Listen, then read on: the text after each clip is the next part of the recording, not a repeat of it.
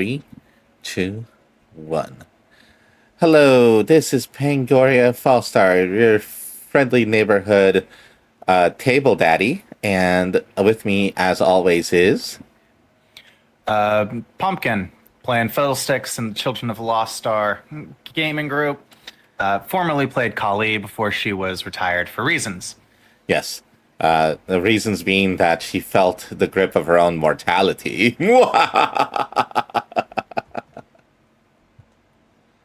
Vicariously through dead people. Yes. Okay, so, cool. We are here. It is a day, and it's Juneteenth, and at no point do we ever record ahead whenever we can, even though there's huge gaps in the upload schedule because of editing issues.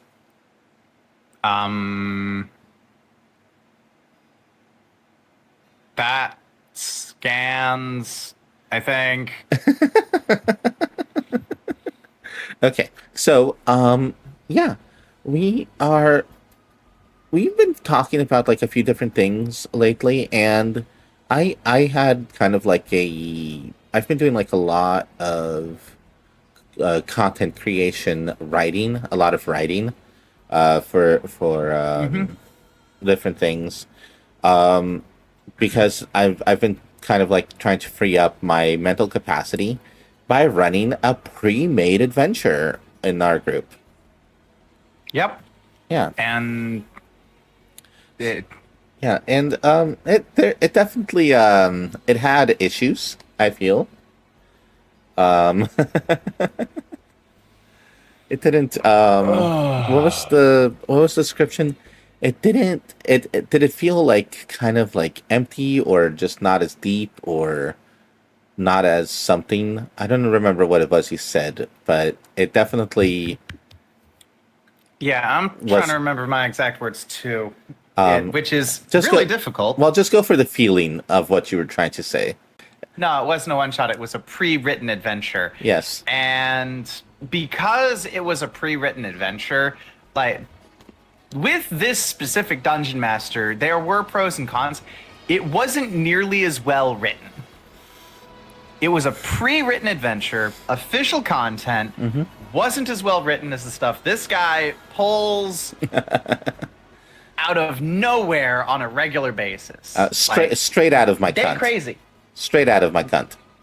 You heard it here first, folks. Straight out of his cunt. Exactly. It's deep and moist.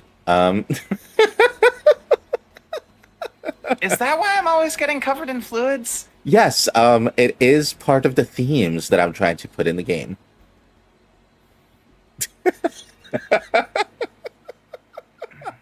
Mike's not gonna like that. No. Okay. Mike Hunt. Mike Hunt, yes. Exactly. I got it. It's great. It's legitimately great. So for me, I was like, I'm just running this like straight out of the book. And there's several times where people are like, wait, was that in the book? I'm like, yeah, this is like these things that I'm running, the things that I'm telling you, straight out of the book. Right. And we did that for like 75% of the adventure, straight out of the book. A few things... And it was fun. Yeah. A few things, of course, I had to change because I'm making it fit within my world. And like you could definitely see the seams where something nightmarish and terrible had been grafted onto this Harry Potter parody. Yeah. We were running Strixhaven, by the way. We were running Strixhaven. I do feel like that's important context.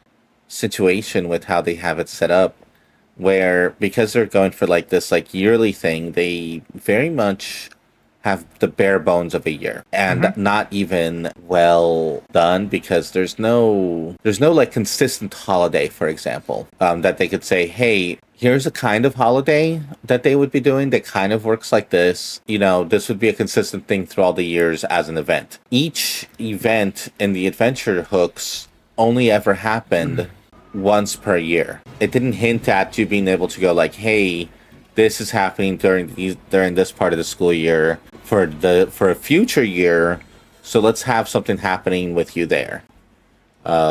And so a lot of that is like missing. And so if I was running this more fastidiously, like if I was running this as my adventure, I would definitely be sitting there and extending out the days and adding more events and more things, and Probably incorporating like actual holidays into the school year. yeah, So that you can keep track of time.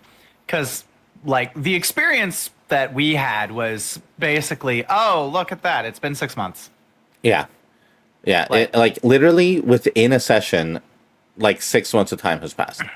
It's what it feels like. And even then, I think we actually did like one of the 3 years we were at Strixhaven, like that 6 months that was one session. Yeah. I think we had an entire year in one session. Yeah, so there was like the first 2 years was like 2 sessions each, and then the third year, you guys managed to just like skip 20 pages of content. Oh, right, because some of it was let's see, there was the one fight that we skipped because in humoring those little trolls was just not going to happen. Yeah. And there was a lot more optional things like that. But what I'm saying is that the end result is that very much like we did like a lot less actual like hanging out, because a lot of these students, like, I might borrow them into the main campaign, but like as of right now they are just for the student portion of it. And you guys kind of like, you did a lot of early. I think that's why like the first 2 years had it, but it's like there was a lot less like prompted opportunities by the third year. So they're assuming that by then you've been running this campaign and you're adding those in. And so, yeah, it definitely is missing. It's missing a few legs on the centipede. And I'm not going to lie. Mm-hmm. It was a welcome reprieve from the usual game. That doesn't mean it was necessarily good. The usual game gets to be a lot. Am I dragging you on your podcast? I don't mean to be dragging you on your podcast. No. One of the other players, and my eyes are doing a thing in the thing, so like it looks like I'm going like, oh my god, what are you saying right now? Okay. No, one of the other players, who was playing Balmash and is now currently playing RC, he said to me that he very much felt like my campaign was like never-ending pressure. Yes. Which is very much like it's building and it's building and it's building, and I keep moving the bass drop further into the song. That is an appropriate metaphor. Goddamn. So so we were running the adventure, and it like for me it was very brain turn off. I would read a little bit in, and then you guys would go so fast that I would go like, I did not read this far in. So Strixhaven though is organized in such a way that you can just read like the next thing that they're going to be doing and maybe a little bit further and just run it straight out of the book. And as long as the players are within reason of what they're doing, it should be fine. It is. This probably wouldn't have worked if in the middle of school year we had spontaneously decided to run a heist on one of the cafes. Although there is a situation where they have kind of a little bit of information on something like that, because the mansion break-in was a heist pretty much. And so if somebody decides to do that, if you've run this a few times, you could go, oh, I can use information from there for what the security is like in the library. Yes. It's just that it's all divided along all 3 years out of the 4. Because the 4th year was a surprise. Oh yeah. Yeah, you know right. Yeah, it followed the rules of 4 for comedy. It really did. Yeah. Are I have. we okay spoiling people for the fourth year? Do we Okay. need to keep that on the down low? Oh, here. Let's go. Spoiler alert! Spoiler alert! Move on to whatever earmark we tell you to do, so Right. that you don't get spoiled. Yeah, it'll show up on the. Rick and Morty now. Rick and Morty, 1,000 years, not spoiling. Yeah, it'll show up on the screen now. What time for you to skip? And it'll probably be like searchable or something. Let's have chapters maybe. All right. I now keep forgetting that you actually edit these. All right, cool. And then future Pangoria, go ahead and put the spoiler warning just then, okay? Thank you, future Pangoria. Future Pangoria hates us so much. Yes, it does. She's still upset that I didn't finish necklaces, and she has been sending death threats from the future. So, and I'm like, bitch, I'm working on it. It's fine. She's all empty air. She's just empty air. My goodness. But anyways, so we were spoiling the fourth year, wherein you get about 3 weeks in, you get like one test in, and then you do a quick job to kind of set up a few things, and then after that 3 weeks and change, it's the final gauntlet. They force a graduation, and then the entire rest of the book goes later that same day. Yeah. So the forced graduation was my way of showing that you guys leveled up, because they put a level up right there just before you go onto the final thing. Okay. Yeah. But yeah, no, like they're just like, and go. There is a bit of difference in the sense that you're supposed to like it's supposed to play out very much like when they get to do the thing is when the things happen. And so they're like, okay, so before they go and do it, go ahead and give them a chance to go talk to romance partners that they have made in the college, and and there's a lot more like rivalry that occurs.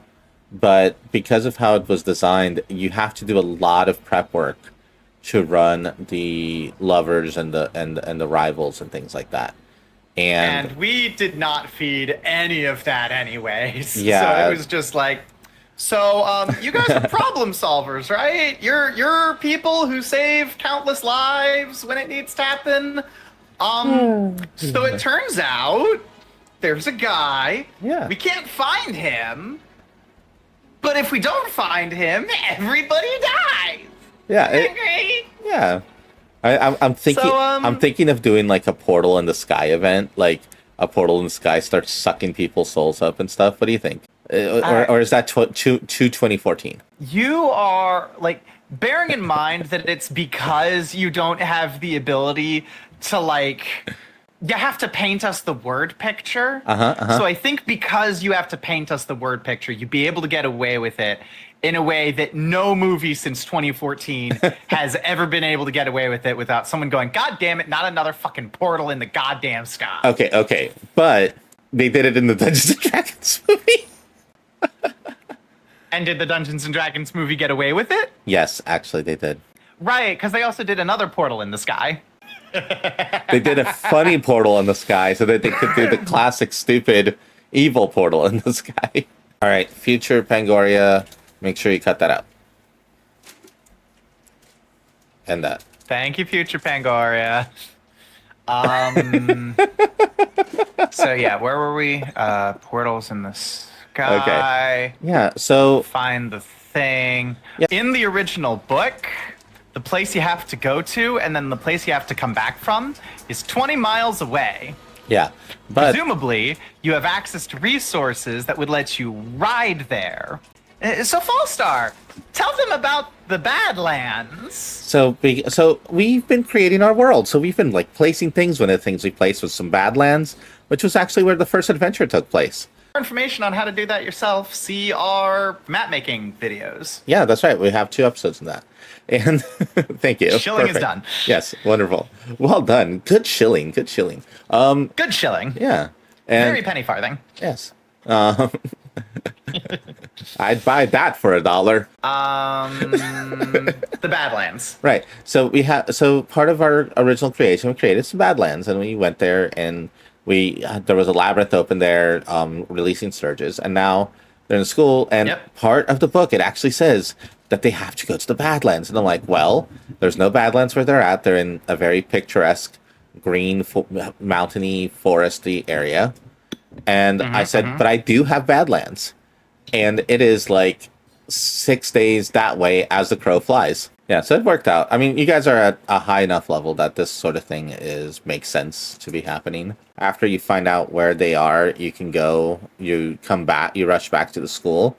20 miles and 6 days is not equivalent. And if I don't have it be like you have to go, the adventure's difficulty drops significantly. And the way you die in this adventure is like on really stupid, like random slots fight and stuff. Yeah.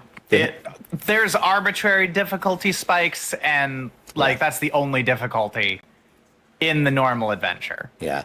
You're supposed to like be running across slots that like accidentally escape sections of the school. But then you also have to think that that means that the school, it just has like a bunch of slots like under lock and key. So with the relationships, you have to prep a lot. And I didn't prep, so then I'm like, okay, because I'm like, the whole point of me running the adventure was to see if I can do, first of all, for me to practice running an adventure out of a book, because I'm really bad at that. And number two, seeing how that goes, right? And it's very like if you follow the book, it's a very linear experience. But if you are running this as your campaign, like this is your full campaign, and not just like a little, I'm taking a break pretty much by running one shots. Correct. I'm returning with my snack, but I'm still leaving. All right. Well, support us on Coffee for more 5e compatible content, everybody. Bye, Pumpkin. Bye.